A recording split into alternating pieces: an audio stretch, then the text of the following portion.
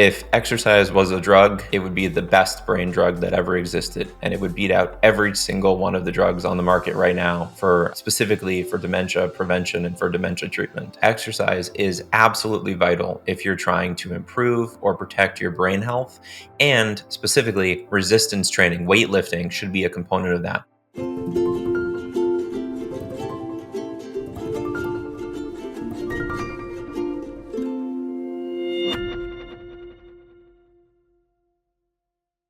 Exercise is really important for health. We all know that. It's critically important as it relates to brain health. I'm Dr. David Perlmutter. Welcome again to the Empowering Neurologist. We are going to explore why exercise is so helpful. How does it work? How much exercise do we need? Should we be doing resistance training or should we be focusing on aerobics? And what about diet? How do our dietary choices influence the good that exercise does for us? We'll be talking with Dr. Austin Perlmutter and learning about the value of exercise as we conceptualize the muscles as being an endocrine organ. We'll talk about that just a little bit. Let me tell you a little bit more about Dr. Austin Perlmutter. Dr. Austin Perlmutter is a board-certified internal medicine physician, New York Times best-selling author, and expert in mental and cognitive health. His work on how environment and diet impact brain health has been featured in major news outlets, including PBS, NPR, and Newsweek. As managing director of Big Bold Health, he led groundbreaking research on plant nutrients and aging. Dr. Perlmutter is also CEO of Lichen Air, providing science-backed indoor air solutions, and also a research consultant at HealthGot Research Institute, studying the health effects of ayahuasca. And I would say, most importantly, he is our son, so it's a delight to welcome him to the program. Well, welcome, Dr. Austin Perlmutter. So great to see you again. I did see you recently. As you know, you came down to visit, so good to see you again. Good to see you as well. This is a really, I think, very, very important topic. We've known for an awful long time, been talking about literature that's been making it very clear that one of the most important inroads for us for better brain health is physical exercise. But I have to admit that, though we've been talking about this, the reason why has remained a bit elusive for an awful long time. So why don't we talk first about this relationship between muscle and brain. Where are we now in our understanding with respect to muscles, what they create, and how that affects the brain? So when I was in medical school and throughout medical training, we were talking about exercise as important primarily for cardiovascular health. This whole idea that you needed to get out and jog for 30 minutes a day to support heart health and to decrease your chances of having a heart attack and dying of what was then and is still the number one cause of death, which is cardiovascular disease. And that is important. And that does matter in terms of understanding how exercise influences our health. But what the research is showing us now, and what is so compelling, is that exercise, and in particular, exercises that build healthy muscle, are critical in order to augment our current brain health and protect our brain health in the future. And this is something that very few people know and that is not being talked about nearly enough. And what we're saying here is that your muscle health has a direct relationship with your brain health. And it isn't just that you're going to help prevent conditions like dementia, but what we're now seeing is that muscle health correlates with mental health, and that muscle health, because of the number of pathways linking what happens in your muscle to your brain, is actually one of the most important things to invest in if you're trying to invest in your brain. It's actually like a savings account for brain health. The more and the healthier your muscle, the more protected you may be against brain issues. So again, the science is just completely changing the way we think about muscle health, and it's something everybody needs to be prioritizing. Well, one of the things that you've talked about quite a bit is this notion of what's called sarcopenia, and that's a term meaning that your muscles are getting atrophied or losing their bulk with time. And the relationship of sarcopenia or muscle wasting as we age, or hopefully not, and cognitive decline and other aspects related to brain health. So how does the loss of muscle mass impact the brain? What an idea that muscle mass has an impact on brain health. I want to just take one step back here for people who don't spend as much time thinking about muscle. You probably see the picture of the guy flexing the muscle, and maybe that's what you're considering. But there are several different subtypes of muscle, and really what we're talking about here is a subtype of striated muscle. So, just to go through the basics, your body has over 600 individual muscles.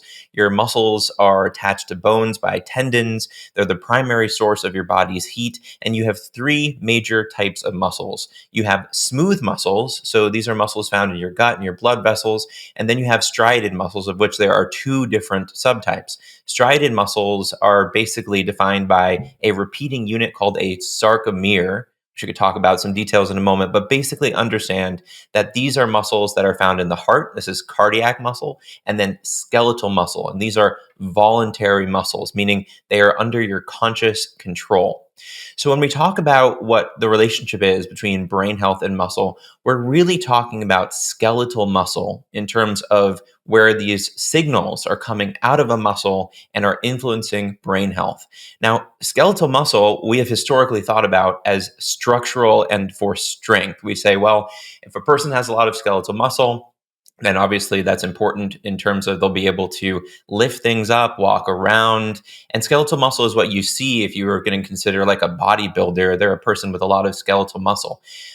We now know, though, it's so much more than just structural support. And so skeletal muscle can be up to 40% of a person's body weight, which really makes it the largest tissue. And it contains up to 75% of the protein in your body. The other thing that makes skeletal muscle so unique is how much it changes in response to environment. And the two ways that your skeletal muscle can change are it can atrophy, meaning you have less of it, or it can hypertrophy, meaning it grows in size. And it's not necessarily that you grow new muscle cells, it's that those cells get bigger. That's hypertrophy as opposed to hyperplasia. But again, here, think about the difference. You could have one person weighing 120 pounds who can put on 100 pounds of muscle. It's very seldom that we see those types of changes for anything other than basically fat tissue. So muscle is able to dramatically change in terms of how much muscle we have in our bodies. Why is that relevant? It's for the exact reason that you just described, which is that as we age, we tend to lose skeletal muscle. As we basically go through the years and get to around our 80s, we can lose up to half of the skeletal muscle in our body, and the rate can be as much as 1% per year. Why does that matter? Well, it's not just about having a harder time playing pickleball or, taking your dog for a walk because you've lost some of that skeletal muscle. It's not just about looking good or bad in a bathing suit. It's because skeletal muscle mass correlates with brain issues. And in particular, sarcopenia, which is a drop in the mass and the function of our skeletal muscle that occurs with age, is linked to a dramatic increase in risk for brain issues. So, one recent meta analysis just published in 2024 found that there was a 56% increased risk of having mild cognitive decline and almost a 300% increased risk for Alzheimer's dementia in people with the highest levels of sarcopenia. And as I mentioned before, this isn't just about dementia. An additional review found that there was a up to 60-ish% risk for having depression in people who had the least muscle mass, meaning the most sarcopenic. So this brings up this question, which is, okay, if we lose muscle mass, if we have less healthy muscle, it seems like that correlates with worse brain health. And so then the question is why? And what do we do about this? But the first thing to understand is that if you're looking to have a healthy brain, you need to be caring for your muscle because your muscle is an important conduit between your metabolism, your immune system, your diet, and functional status and brain health. We live in a world where I think I think you're going to agree that things may be changing right now, but pretty much the messaging has been eat what you want. You don't need to really exercise because whatever befalls you in terms of an illness, there's going to be a great drug out there. Modern science is here to pick up the pieces and put you back on your feet. There are drugs that can control your blood sugar, although there's not anything to treat diabetes per se.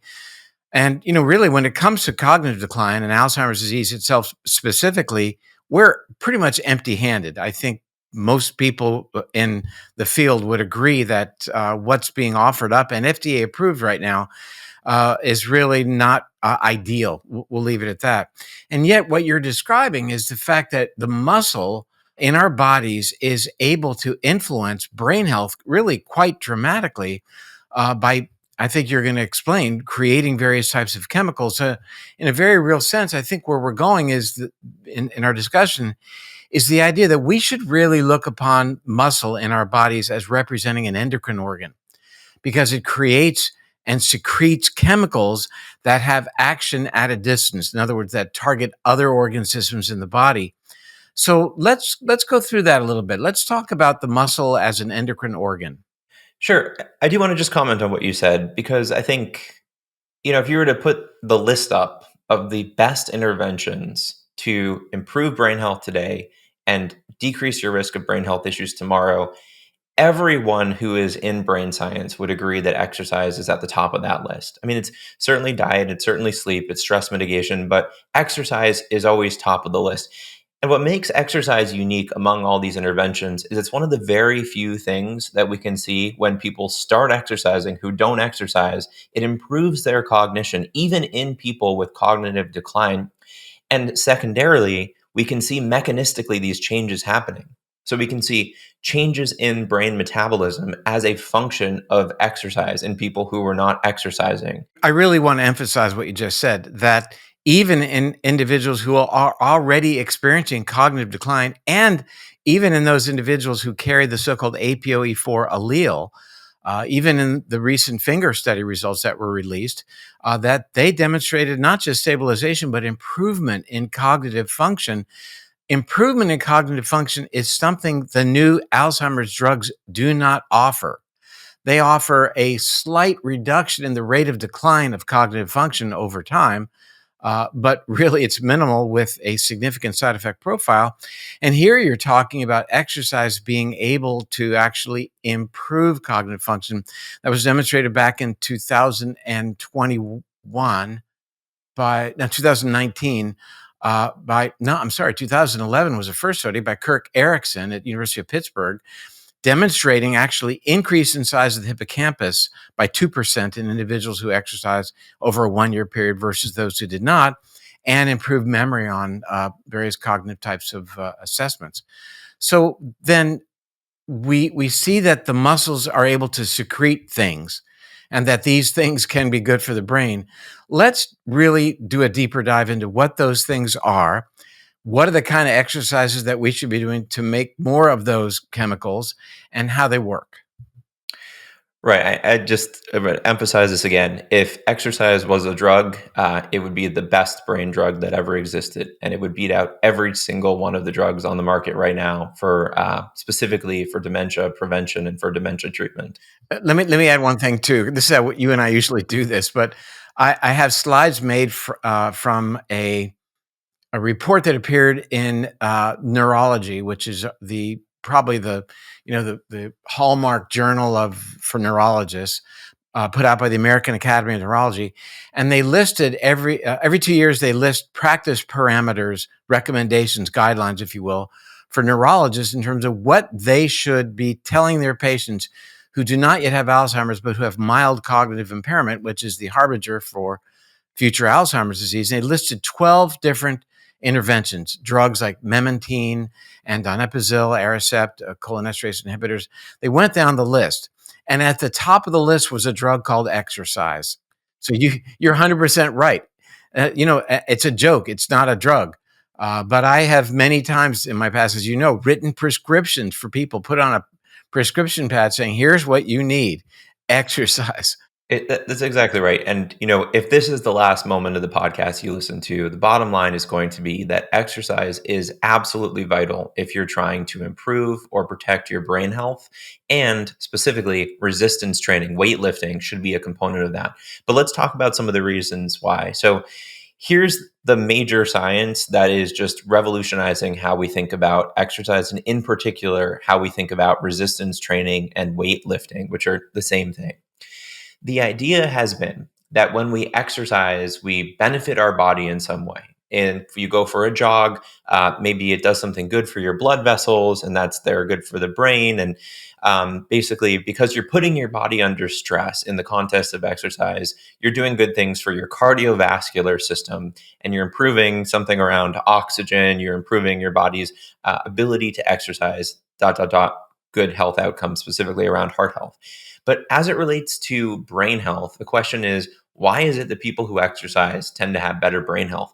And a lot of mechanisms have been proposed, not the least of which is basically you're getting out, you're engaging your body, you're participating in activities, especially if it's something like a sport where you're having to activate your brain, pay attention to the other players. Again, paying attention to if you're playing pickleball or basketball or whatever, where the ball is going. But why is it the case that, building up muscle then would have a correlation with better brain health? And this is, again, very recent science, just in the last decades, demonstrating that when you exercise your muscles, you produce molecules from your muscles, and those molecules can move throughout the body and reach the brain and influence your brain's function. At the same time, what we've learned, and this was a little bit earlier in the spectrum of research, is that when you exercise a muscle, it changes the way that muscle interacts locally with what it does to the bloodstream. And so the convergence of these things is that when you exercise your muscles, and again, I'm going to talk about resistance training here because there's different ways you can stress your muscles. But if your goal is really to put the maximum amount of kind of healthy stress on a muscle, resistance training or weight training is the best way to do that. When you exercise a muscle in this way, it has positive effects locally, especially metabolically, because of what it does to local glucose. Basically, it sucks glucose out of your bloodstream at a much higher rate when you're exercising it. It has benefits to the muscle itself, meaning the muscle itself is healthier. For example, you promote healthier mitochondria within your muscle, which is important because it then improves your muscle's ability to function, improves your systemic ability to kind of use energy. And then it has these not so localized effects that occur throughout the body because of the molecules that muscles produce. So a number of different positive things happen here, but to focus in on what is produced by the muscles, the name of the molecules produced by muscles are myokines. And so myokines are in essence signaling molecules produced by muscles that move throughout the body and have systemic effects on your metabolic state, on your endocrine state, on your immune state, and even on processes within the brain like neuroplasticity, the rewiring of your brain. So the sum total of this is to say that exercising your muscles is not just a benefit in terms of growing muscle. That's always the thing that people tended to think about, which is I'm going to go to the gym so I can build my muscles, look good in a bathing suit, or so I can lift this heavy weight. But the biggest benefit you're getting actually is the production of this cascade of molecules that have these incredibly beneficial effects throughout the body. And as it relates to brain function, these myokines may be behind the antidepressant effects of exercise, may be behind the anti-dementia effects of exercise, and may actually lead to improvements in cognition that happen across the lifespan as a result of influencing within the brain's immune system, specifically brain immune cells called microglial cells, which I know you're deep into the research on that, but also influencing cells in the brain like astrocytes, which are kind of the brain's main metabolic cells. And so there are a number of different molecules in this family of myokines, just to name a few: irisin, cathepsin B, brain-derived neurotrophic factor, BDNF is actually a myokine. And then you have immune myokines like interleukin 6, and then even lactate, which is a really, really interesting conversation. Because historically, we have thought about lactate as a throwaway molecule, something that happens as a result of exercise that basically we want to get rid of. Levels tend to be really high in people who are very sick, but we'd say, well, lactate levels are going up just because it's a waste product of exercise. Well, actually, lactate is a backup fuel for your neurons. And actually, lactate can activate signaling cascades in the brain that might be quite healthy. So everything is interconnected, but the bottom line to understand is when you exercise your muscles, you are actually sending signals out throughout your body to help program your body and your brain for health, which is so different from the way that even I learned about muscle health in med school. Well, hi everyone, Dr. David Perlmutter here. We hope you're enjoying this content, and if you would do so, go ahead and hit the like button. And if you're not already a subscriber to our channel, please consider doing so.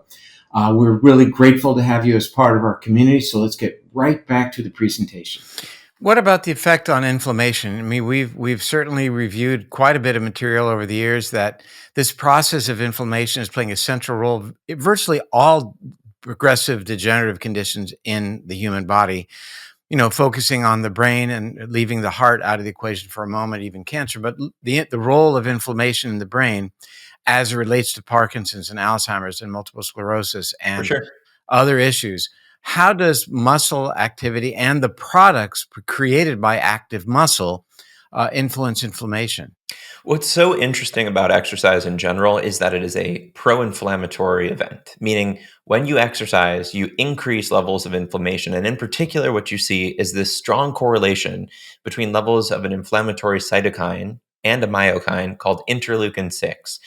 Now, interleukin 6 is one of the best predictors of conditions like depression and dementia. It is one of the most prototypical inflammatory molecules. It also goes up in the cerebrospinal fluid as a function of what happens in our systemic circulation. But levels go up after we exercise. The really interesting thing here is that exercise is a short-term inflammatory stimuli, and then long-term, it is a inflammatory regulator, or it almost has a suppressant effect on inflammation in a positive way. And so there are a number of reasons why this may be the case. There are different types of interleukin 6 signaling, but the real emphasis here is that exercise, specifically, we're talking about mild to moderate exercise. We're not talking about ultra marathoning. We're not talking about really pushing your body to an extreme, is what's called a hormetic stressor, meaning it is a stress, but in the aggregate, it actually has an anti-stress type effect. And that's what's going on as it relates to immunity. So exercising your muscles produces a host of myokines, some of which are these cytokines, these immune signals, interleukin 6, interleukin 7, interleukin 15. And these molecules do have systemic signaling effect. But what they do seem to do in the aggregate is somehow decrease levels of systemic inflammation, which is incredibly interesting. And it also just speaks to the fact that your body's a lot smarter than we give it credit for. It's not a binary system whereby any stress is a bad stress. The body is programmed to respond to environmental demands. And so if you think about what happens when you exercise your muscles, you're actually creating damage to those muscles. That's actually what happens if you were to look at a cellular or subcellular kind of myocyte, a muscle cell. What you would see is that you're creating damage to the muscle. What happens, though, is that the muscle grows back stronger. Locally, though, when you damage the muscle, you release a cascade of signals that increase oxidative stress, that promote some inflammation, and that is telling your body, both across the body and locally, that you need to bring in repair and you need to basically build your tissue back and build it back slightly stronger than what it was before. So, to really answer your question about inflammation, exercising your muscles is a wonderful way to help regulate the immune system and decrease your risk of developing chronic inflammation. Part of that is directly a function of what it does to the immune system. And a large part of this is a function of what exercising your muscle does to metabolism.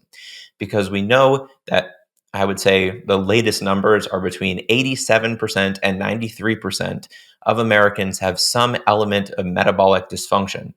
And we know that exercising, and especially exercising our large muscles using resistance training, is a wonderful way to improve our metabolic health.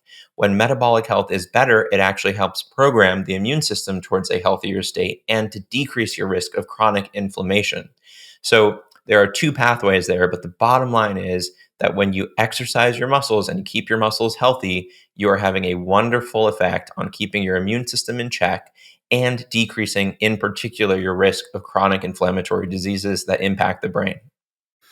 We often, I think, inappropriately characterize these interleukins as some being pro inflammatory, like interleukin 6, and some being anti-inflammatory, like interleukin 4 and 10. Gee, we'd want to do everything we can to increase 4 and 10 so we can tamp down inflammation. But what you're talking about here is that, the body recovers from the effects of IL-6, and that it may actually have positive, functionality, as opposed to being so negative in terms of being pro-inflammatory. We know, for example, that interleukin 6 released from muscles when they are exercised is one of the triggers, if not the most important trigger, for AMP kinase, and as such plays a really important role in regulating metabolism of glucose, insulin functionality, and fat utilization. So, we've known about exercise being a great way to activate AMPK, or you could pop a couple of metformin and call it a day. But now that we recognize that it's happening, that these dots have been connected through the function of this IL-6 that has, as you mentioned, some signaling potential as well, as does lactate, really gives us a whole new way of really looking at what's going on when we are exercising. And I think the flavor of what's coming out in our conversation right now is that, yeah, aerobics are a good thing to pursue. I mean, the cardiovascular benefits of aerobics to get your heart rate up, et cetera, for reserve and oxygenation, very good.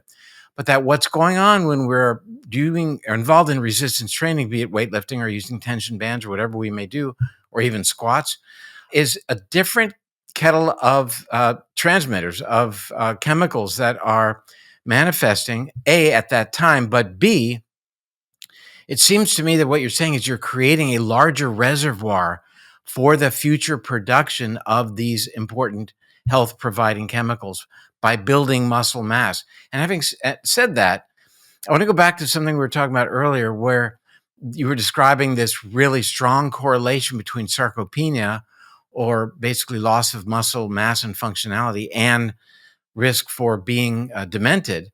And one could argue or wonder, at the very least, that maybe these are just covariables, that because this individual is not engaged in any activity, his or her mind went and their body Hmm. went as well. Hmm.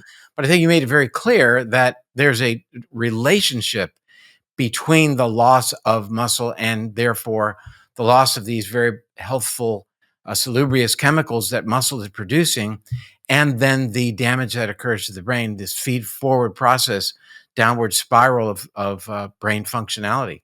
Right. I think that's absolutely true. And, certainly there are other variables. So if you have less skeletal muscle, you're probably less able to go and engage in certain activities that are good for your brain. If you have incredibly debilitating sarcopenia and you don't have much balance at all, you're not going to be able to get up and go visit with friends. You're not going to be able to, maybe prepare healthy meals for yourself. There are a number of other things that come with that. And I don't think we should discount the fact that Mm. having healthy skeletal muscle provides you with a whole lot more functional ability to do the stuff that you need to do for health. But the real new research here is showing us that the effects of muscle on brain health are not exclusively, but a good component of this, a reflection of these molecules produced that regulate these other systems in the body. And the bottom line for people to understand here is that your muscle is an incredibly metabolically and immunologically active tissue.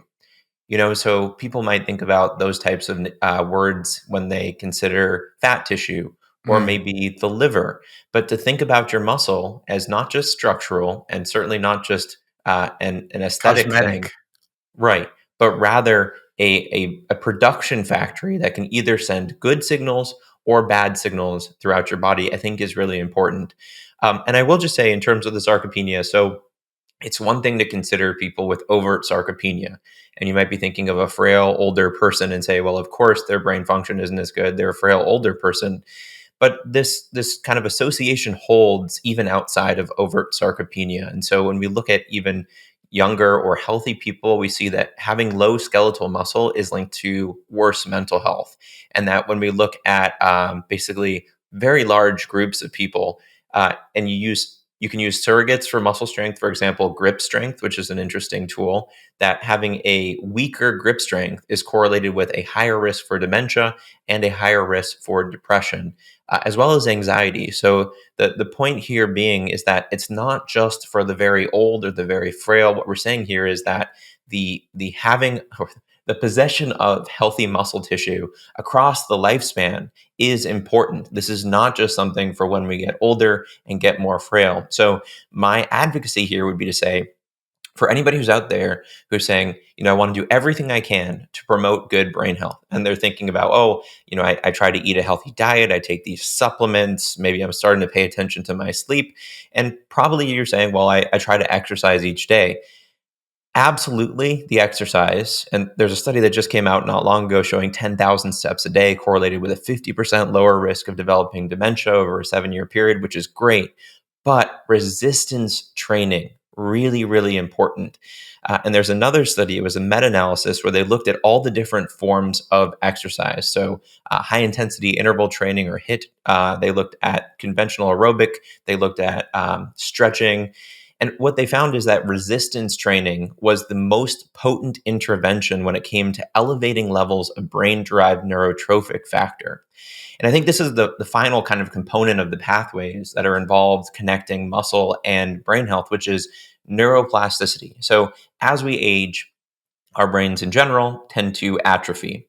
And I think a lot of people are still under, this belief system where they think about brain atrophy and they say, well, I guess that just means you have less neurons, that your neurons are gone. And so unless you're able to grow new neurons, none of the other things really matter.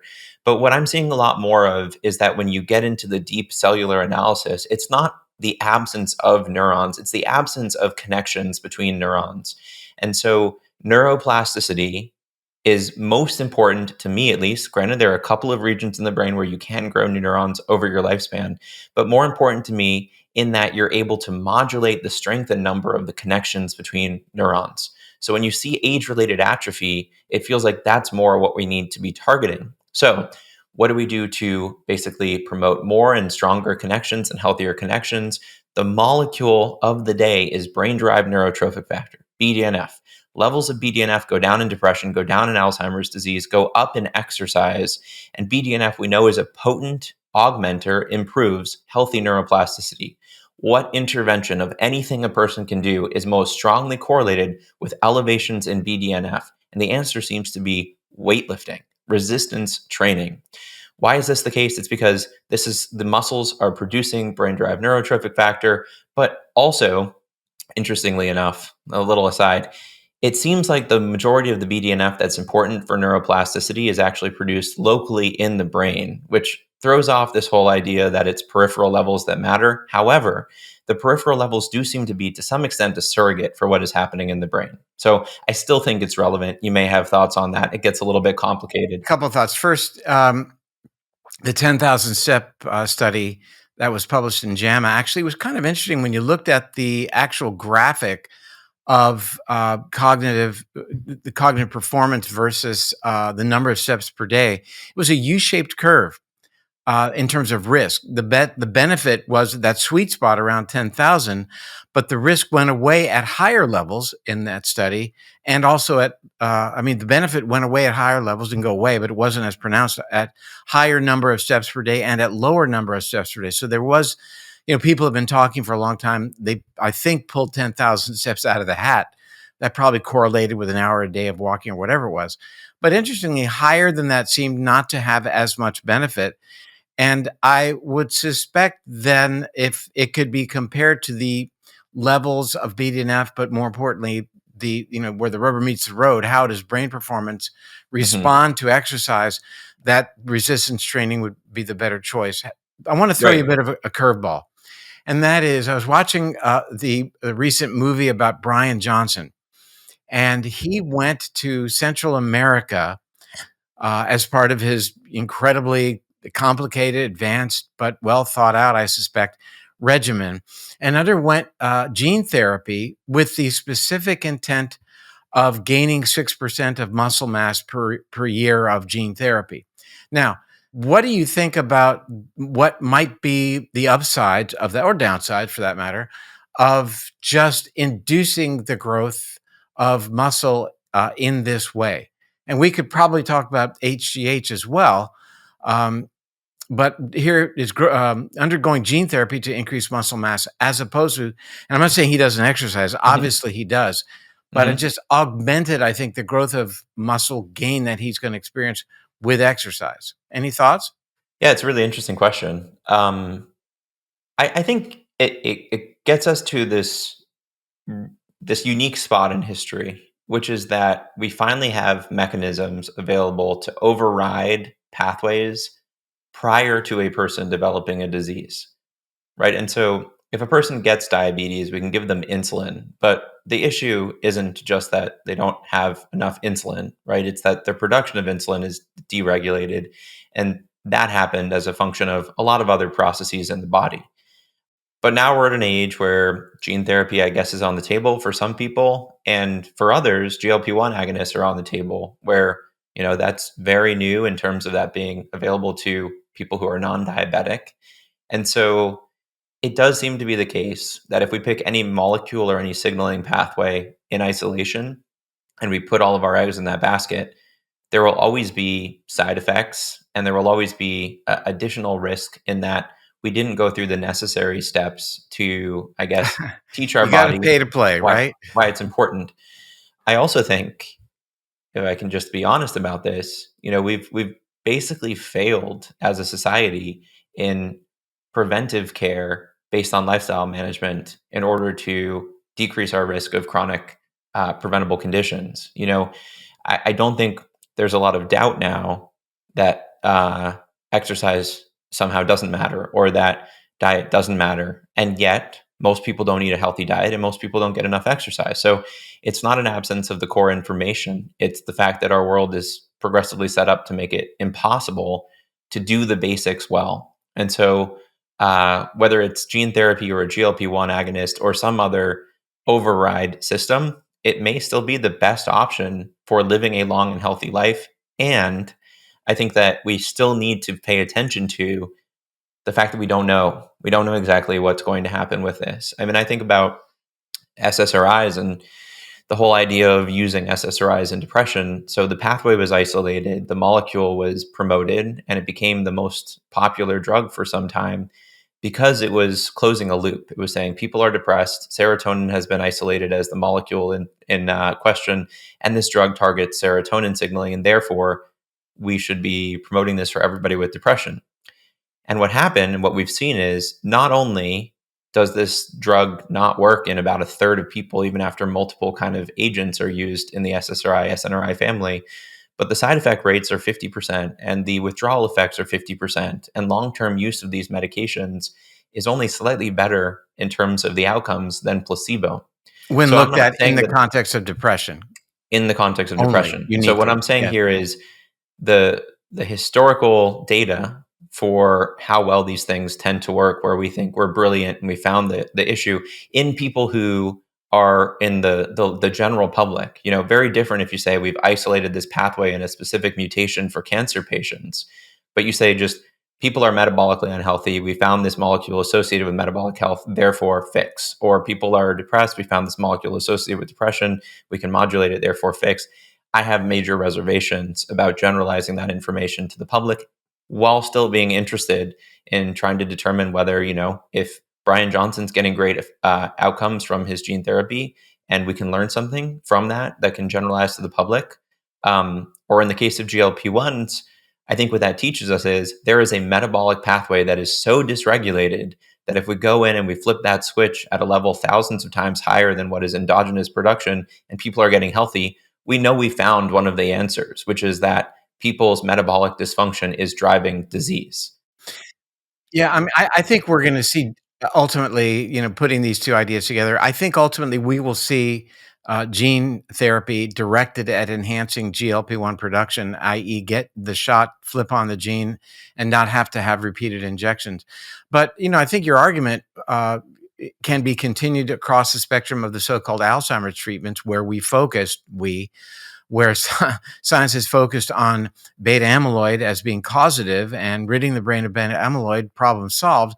And we see in this regard how this is just not working out, how it's threatening people in terms of side effects, and it's costing an awful lot of money. And, we will see how the GLP-1 story plays out over time. Let me pivot a little bit, because let's get back to some kind of actionable points.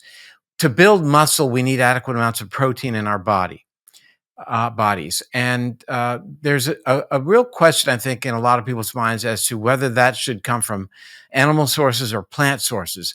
So how do you tease this apart, and where do you weigh in on the idea of animal versus plant protein? Yeah, it's fun doing these conversations because you're going to offend people regardless of what you say. Yeah, it's true. So You can't be politically correct here.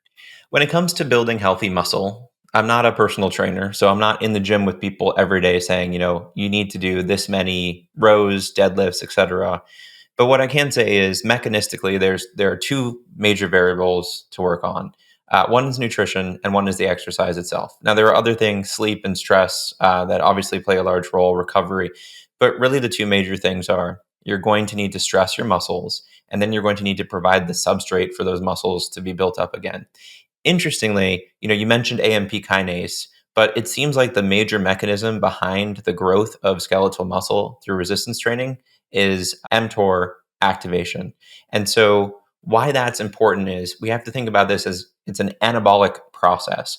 If you're going to be building something up, you need to provide it with the substrate so it can grow.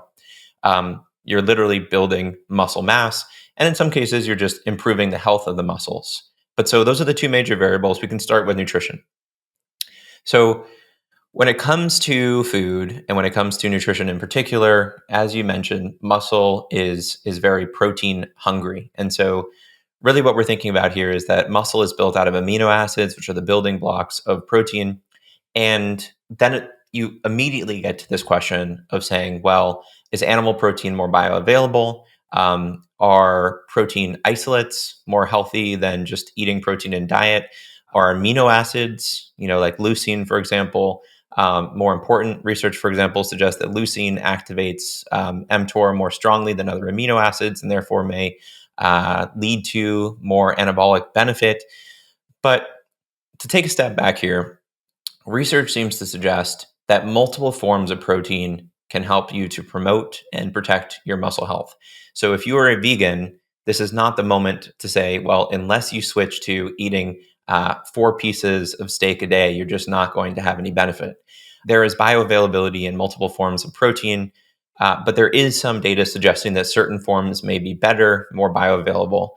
When it comes to protein isolates, I think whey, soy, and casein are going to be the most popular and the most studied. Generally speaking, I'd say the majority of the data we have is for whey protein. It's in part because it's cheap, it's readily available, and we know it has a strong kind of anabolic effect in support of muscle. But we do know that in general, and I'll get to this in a moment, there aren't really hard and fast guidelines in terms of saying here's exactly how much protein you need for muscle support. And we'll talk maybe about what that represents in terms of protocols. But I think people who tell you, look, you absolutely have to take in this much animal protein a day or this many scoops of whey protein a day, otherwise you shouldn't even try. It's not actually all that research or evidence-based. To cite a little bit of the data we do have, so there was a 2024 meta-analysis. They looked at sarcopenia, and they found that whey protein was linked to improvements in skeletal muscle mass, suggesting here that protein supplementation compared to a placebo does actually benefit people who have overt muscle loss in the case of sarcopenia. And then we have data suggesting that protein consumption, meaning a protein isolate, whey or otherwise, is better with resistance training than just resistance training alone. But there is additional data suggesting that protein guidelines, meaning the exact amount of protein you should take, when you should take that protein, in terms of building muscle strength, doesn't matter that much. And that's been shown actually in several consecutive meta-analyses, which is really interesting. It kind of throws a wrench in, I think, what a lot of people are going to want from me and others, which is to say, here's the exact form and amount of protein you should eat each day. On the other end of the spectrum, so we talked about people with sarcopenia who take whey protein, grow muscle. People who are insufficient in terms of consuming protein, who are basically not getting the typical recommended amount of protein, that if you start eating protein, it improves muscle strength, muscle health. So that is maybe not something that people would be all that surprised about. When it comes to plant versus animal, again, a lot of opinions here. There is a lot of belief that animal protein is going to be more bioavailable, that it's going to have a better kind of cohort of amino acids, that it's going to be more digestible, and that it's going to have less of what some people will call anti-nutrients or other components that make it hard to extract the amino acids, the proteins from animal-based sources. It is true that when we look at certain amino acids, for example, leucine, which is important, as I mentioned, in terms of activating mTOR, but also in terms of just being a pro-anabolic amino acid, that there are lower levels of bioavailable leucine, typically in plant-based sources. And, you can look at diet, so the difference between eating a chicken breast and eating beans and rice, and it does seem like per gram, you're usually going to get a lot more protein from animal products, which means that if your goal is just to get a certain amount of grams of protein in each day, then it's easier in terms of how much food you have to eat to go with animal proteins. And then when you start to look at the isolates, so you could have a soy-based protein powder, you could have a whey-based protein powder, there's not a huge difference that I have seen in terms of the benefits. And I think that it is completely fair for people who want to be vegetarian or vegan to expect that they can get adequate protein intake if they're also relying on supplementation. You can get it from diet as well. But I think that if you're specifically looking to increase your healthy muscle bulk, it can be more challenging if you're going with a purely vegan diet because it's just harder to get the amount of protein. I want to go back to something where you were just talking about earlier, and that is the activation of mTOR via higher consumption of the really all the branched chain amino acids. But I think most of the data would now indicate that it's mostly leucine. But we've known that this branched chain amino acid has been a recommendation for weightlifters for an awful long time to help them build muscle. And let's confront that with the notion that we don't necessarily want to be so highly anabolic Correct. vis-a-vis the push to use rapamycin or other ways of inhibiting mTOR, because that has an upside of allowing us to, enhance autophagy, for example, and reap the benefits of a degree of catabolic activity. I think that's totally right. And I think it's such an important point. I think the default in these conversations is to just say, well, you want to be building muscle and therefore you should be anabolic all the time. The longest lived people are not the people who are anabolic all the time. And there's a reason why people who are on calorie restricted diets, well, I shouldn't say people, but animals on calorie restricted diets are the longest lived people, or the animals, I should say. So you don't really see, the super bulky muscular rats and mice being the ones that survive, Not lately. not, Oh, no, there's one now.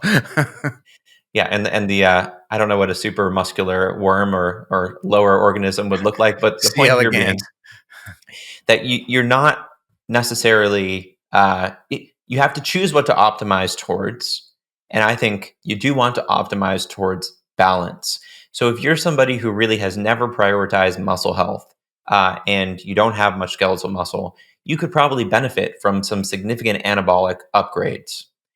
However, the goal here is not to be a super bulky, super muscular person who's lost all functional range of motion and who is spending all day, every day in an anabolic state. There are a number of reasons why that's an issue, but basically, you don't get to do the necessary cellular cleanup upgrades like autophagy, mitophagy, these other processes that let your cells function at a higher level for a longer period of time.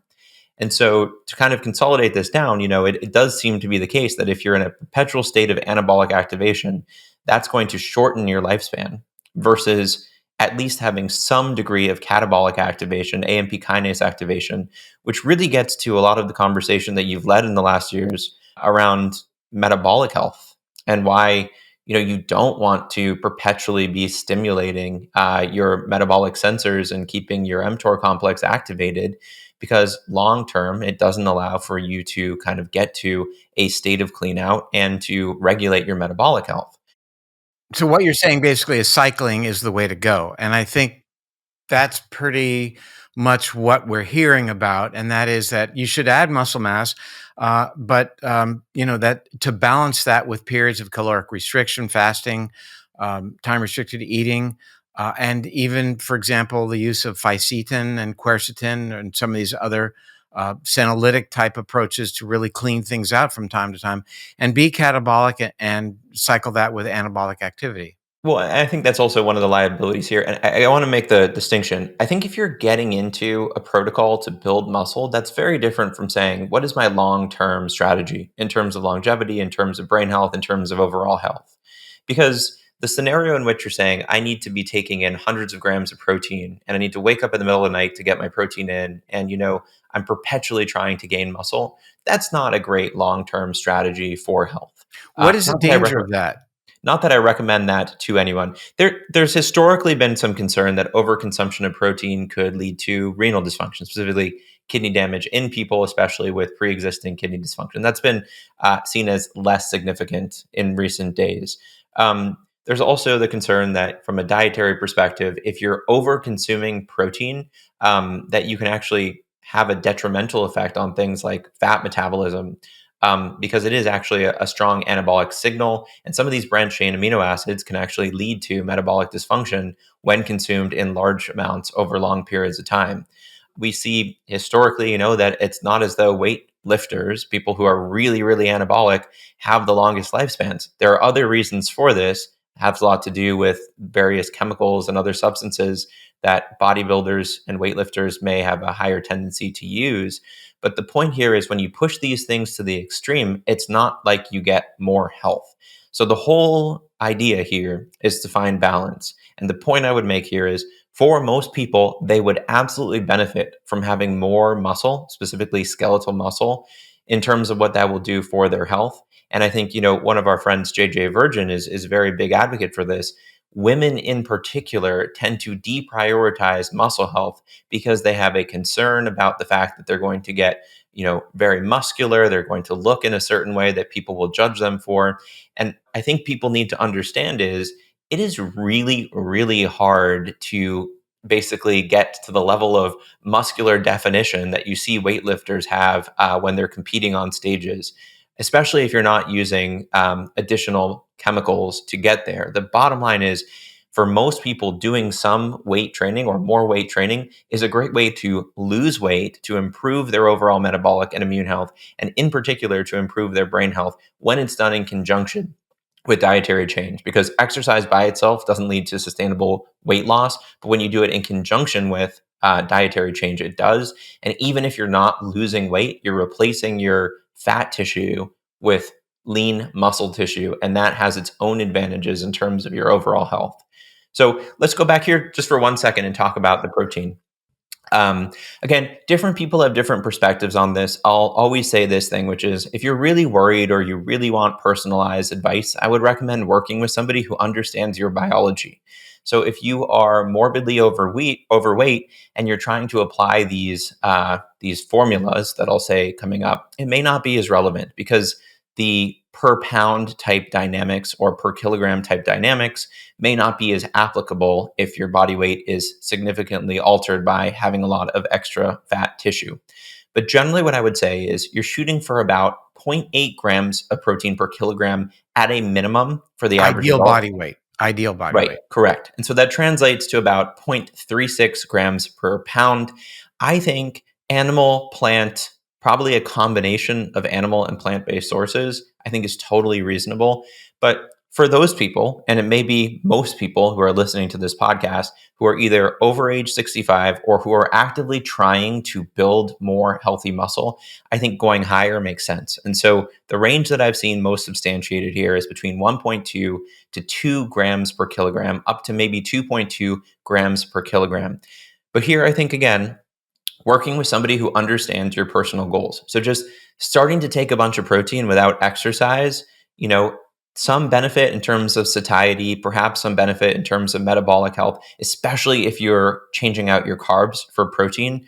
But you don't want to, like anything in food, basically say, I'm never going to touch this macronutrient again and come up with an incredibly restrictive diet that long term could have negative health implications. So, again, I would say, for those listening who are trying to do more, between 1.2 and maybe 2.2 grams per kilogram of protein. And you can get this from obviously food as well as from protein isolates or protein mixes. Sometimes you can have products that are a mixture of multiple protein isolates. So you have pea and whey and others, and that could be a good way to get to the level that you need. So that's the protein, that's the food. I do think it's worthy of talking about some supplementation, specifically creatine. It's a very popular topic, and I think in this specific case, the popularity is merited, whereas with other supplements, sometimes it's a little bit over sensationalized. So creatine monohydrate, 5 grams a day, is, I think, the typical recommendation. I believe it makes a lot of good sense at multiple levels. Are you in favor of that? I am a big proponent of creatine monohydrate between 3 and 5 grams a day. I personally take 5 grams a day and I just do it consistently. So there's conversations about loading, about intervals. Right now, what I see is just 5 grams a day. There's not as much evidence in terms of when you're supposed to take it, in terms of with what you're supposed to take it. There was some concern about creatine with caffeine that I think has been a bit overblown. There was some concern about creatine in women that I think has been overblown and largely debunked. The thing about creatine, so just a little bit of nerdiness here. When you think about what happens specifically in resistance training, this is an anaerobic state. And so your muscles are relying on phosphocreatine as well as glycogen for fuel. So phosphocreatine comes from creatine, and creatine is primarily stored in your muscles. There's a little bit, around 6%, stored in your brain. What's so interesting, though, about creatine is it is a source of regenerating ATP, which is the primary energy currency in your muscles, in your brain, in your every tissue in your body. And research shows that when you supplement with creatine, there are potential benefits to be gained, not only in muscle health, which is the way that everyone's used it for decades, but now in cognition, in healthy adults. And I don't see any sort of research like this for other supplements, which is take a healthy adult and give them creatine for, a couple of weeks, couple of months, that there are correlations with better brain health outcomes. So again, between 3 to 5 grams, maybe towards 5 grams if you're using it more for the muscle, but for brain health, I've seen 3 to 5 grams as the kind of the key range. And while there are different forms of creatine, the best studied form of creatine and also the cheapest form of creatine is creatine monohydrate. And it's really very cheap. It's really very, you get a big tub of it. It's almost like, being in the chemistry lab, and it's very inexpensive. It is kind of a, it does look a little bit like a chemistry lab substance. It is a white powder. Weigh it out on your Mettler scale. Right. So creatine monohydrate, big proponent of that. Beyond that, I could just mention, so beta hydroxy, beta methylbutyrate, or HMB. This is an interesting molecule. It's a breakdown product of leucine, and it has been studied to be beneficial in terms of benefiting people's muscle strength when it's consumed in supplemental form. So there's some degree to which it is worthy maybe to consider that.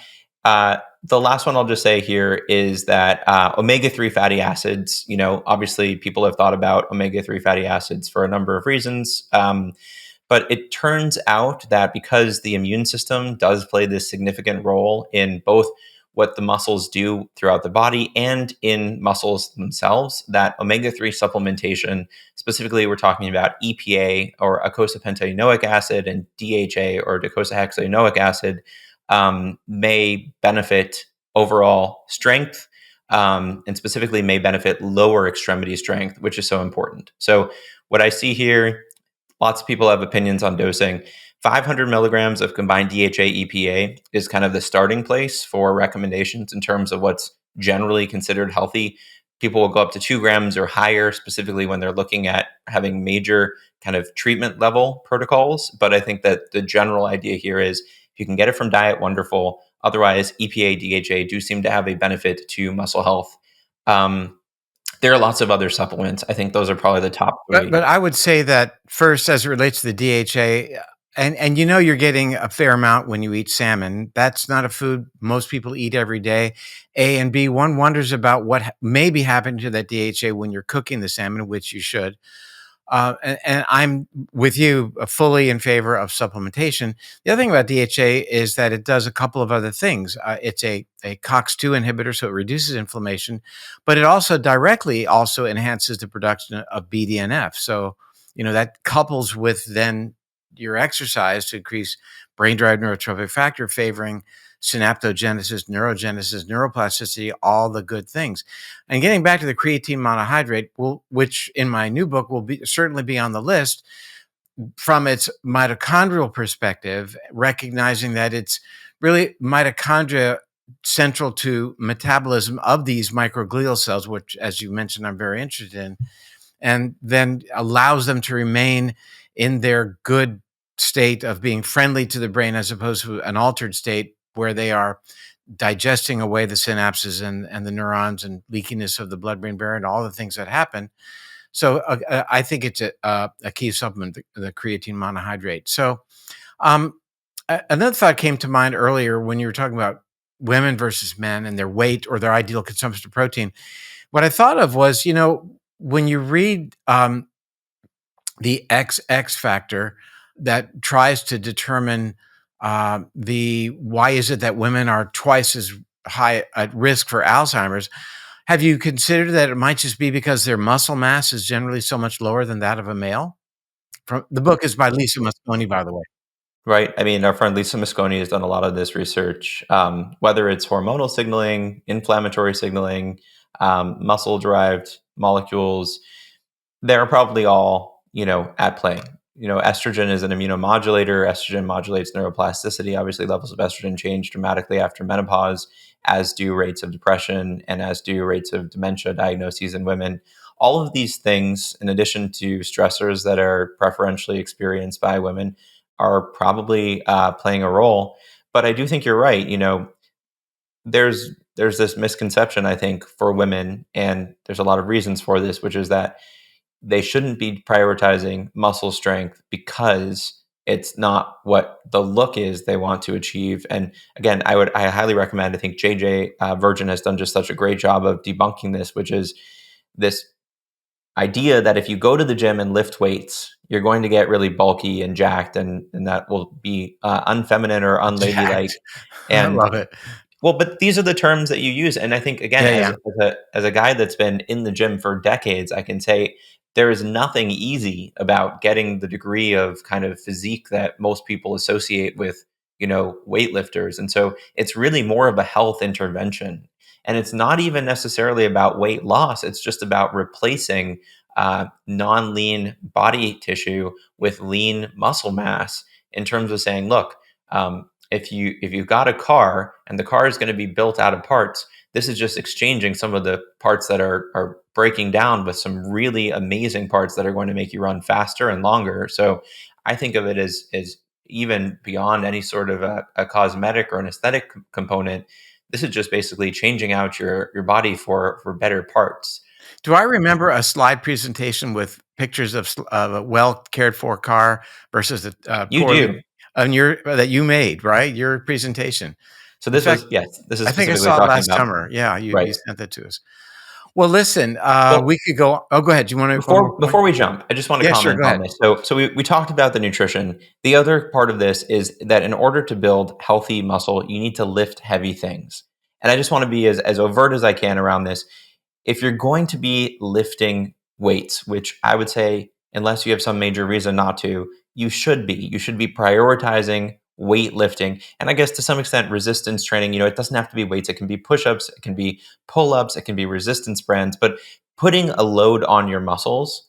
The key here is to do this regularly, multiple times each week, to prioritize overload of your muscles, right? So basically increasing the weight, increasing the reps, increasing the intensity of your workouts if you can, and to do it with the right form and technique. And I think this is really where people who don't lift weights need to pay attention, because many people will come into the gym January 1st, or because they saw a podcast or because they heard something, and then they will hurt themselves or they will start creating poor posture. And the I know goal what here, that's all about right now. I've done it too. The goal here is to create a routine that is going to enable you to prioritize building healthy, strong muscles for the rest of your life, which means that if you go in and try a deadlift and you've never lifted a weight before and you pull your back muscle and you're out for 4 months, that's not maximizing your kind of long-term goal. So I think this is a great opportunity for people to work with trainers and to start small and build their way up, because the benefits you're going to get, sure, they'll come right away, but the biggest benefit that you're going to get from brain health for weight training is going to be the long-term benefit of creating and sustaining these healthy muscles, especially in your legs. The last thing I'm just going to say on Oh, this is, good. I wanted you to mention that because, one of the things I see at the gym, which is, with mirrors all around, is there's an awful lot of people with the Easy Curl bar in front of the mirror working out their biceps because it looks good. And there seems to be very little emphasis on the biggest muscles in your body, which are in your legs. that's exactly right. If we're thinking about this, just forget about the look and just talk about where you have the majority of your skeletal muscle mass. The biggest skeletal muscles in your body are in your legs. And that means if you want the biggest bang for your buck when you're going to the gym to boost your brain through building healthy muscles, the exercises you want to do are compound leg exercises that activate and load multiple leg muscle groups. Now, objectively, some of those are going to be squats and deadlifts and things that not everybody is going to want to do or can do. But leg press, leg extension, these are things that still activate those leg groups. Lunges, especially weighted lunges, these are great ways to get those muscles activated, to pull the glucose out of your bloodstream, to regulate your immune system, and promote healthier brain function. So maybe the bottom line here is go to the gym and don't skip leg day, and your brain will thank you. Well, Austin, thank you for spending time with me today. I sure learn a lot every time we're together.